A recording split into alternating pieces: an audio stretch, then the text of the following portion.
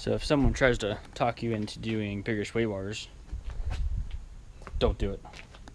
So it's been quite a while since I've messed with this car, but time to dig into it. Been a couple little things wrong here and there, kind of adding up. Of course, I've got the,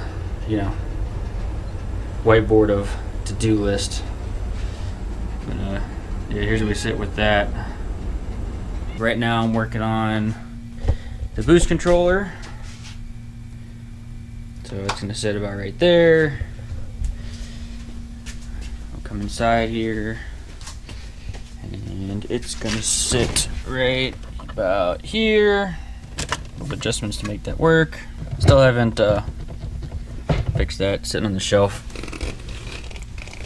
I figure when I get a day to do parking brake, I'll rip out that center console again, because yeah, as you can see, the he's straight up and down and it just barely grabs.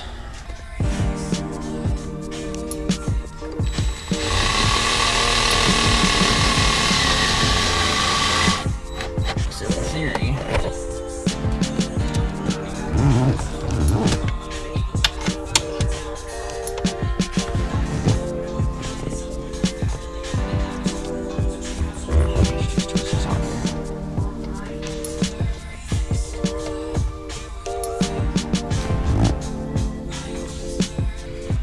do is kind of tuck it here with the wiring, and we'll do a this piping here. Just kind of put it out there.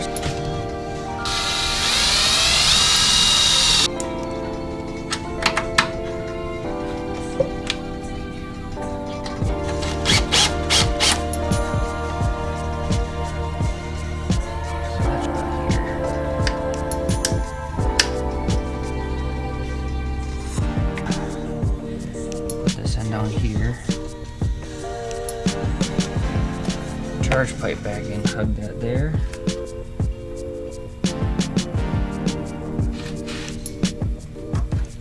Like that.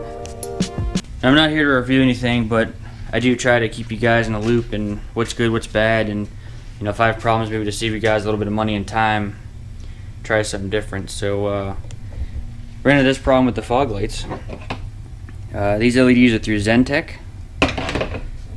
Now, Zentek I used to use for HIDs back in the day. Matter of fact, I had one set and never had to replace them. They lasted probably 3 or 4 years. So they make great HIDs. So I figured I'd try their LEDs. So this is like the third or fourth one I've had to replace now. Between both sides. So I got the replacement for now, so if it happens again, I'm actually going to have to visit something different, because this is getting annoying at this point, because this car is on the road 3 months out of the year, and half of that is knife driving as it is, so there's no reason why this should be going bad so quickly.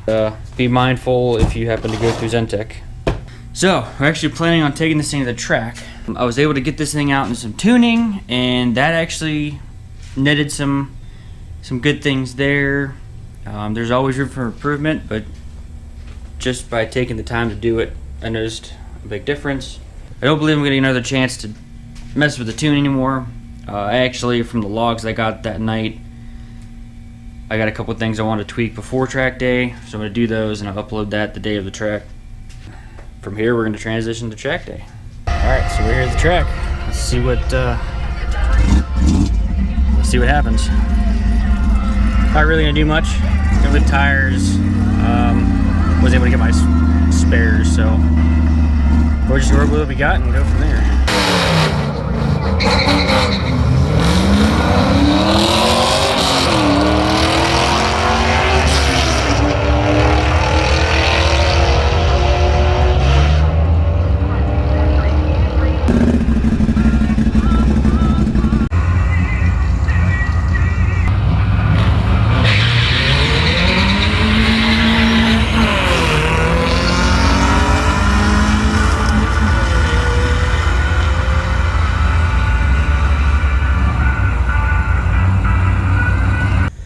Alright, so we gotta put back away here.